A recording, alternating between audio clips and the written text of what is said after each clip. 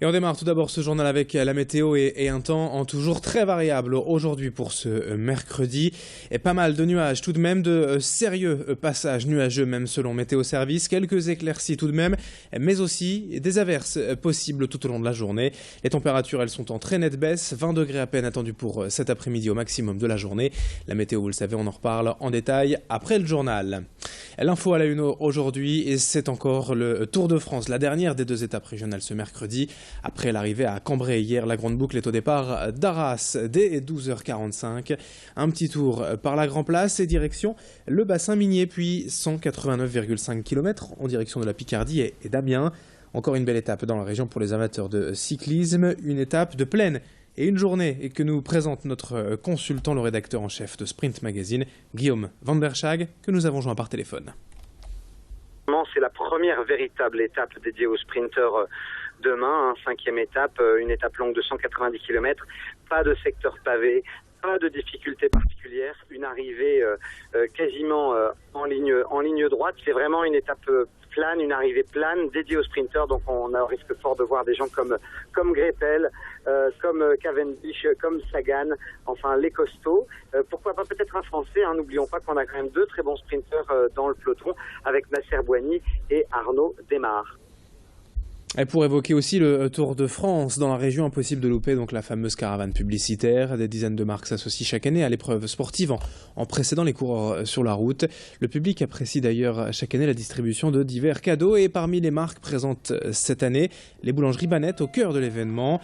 Elles distribuent chaque jour des dizaines de kilos de pain et de baguettes. La plupart sont d'ailleurs fabriqués ici dans la région, près de Douai, à la minoterie de Leforêt. L'entreprise est partenaire du Tour depuis 2011 et s'est également associée cette année avec Grand Lille TV pour nous faire découvrir la course depuis la caravane. Sur ces images, vous voyez l'ambiance hier sur la ligne d'arrivée à Cambrai. Beaucoup de monde évidemment pour voir de près les coureurs et la course se terminait hier dans la cité de Martin et Martine.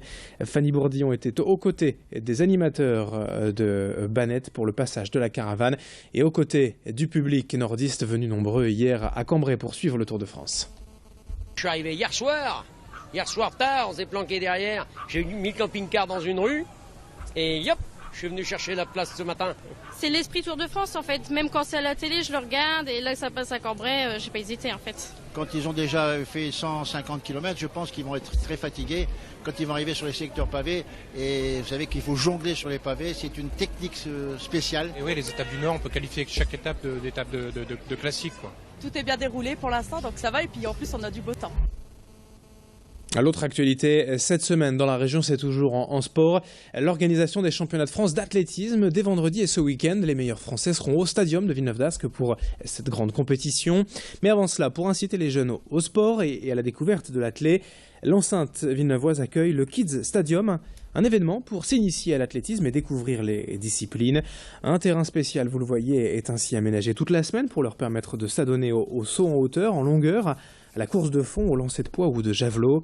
2500 enfants sont attendus au stadium jusqu'à vendredi pour cet événement.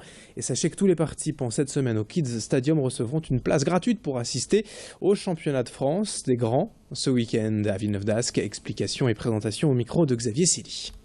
Ce week-end, à partir de vendredi, donc vendredi, samedi et dimanche, auront lieu ici les championnats de France élite d'athlétisme, donc qui regrouperont les meilleurs athlètes français, dont certains sont les meilleurs athlètes au monde, en premier lieu avec Renaud Lavillenie et puis Jimmy Vico, qui vient de battre le record d'Europe il y a 2 jours au meeting de Paris. Et on offre à l'ensemble des jeunes qui participent à cette opération une place pour venir assister au championnat de France, donc vendredi, samedi et dimanche. D'ailleurs, j'invite toutes les personnes qui vont entendre ce petit et qui vont voir ce petit reportage à venir ici. Ça va vraiment être du grand spectacle.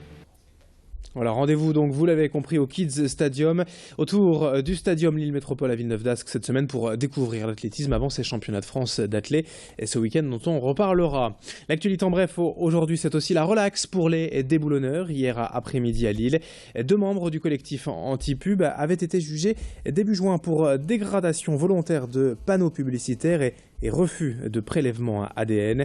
Le tribunal de Lille a donc décidé d'abandonner les poursuites pour ces 2 militants. En ce qui concerne les dégradations, les 2 prévenus sont tout de même condamnés à une amende avec sursis et pour le refus de prélèvement ADN.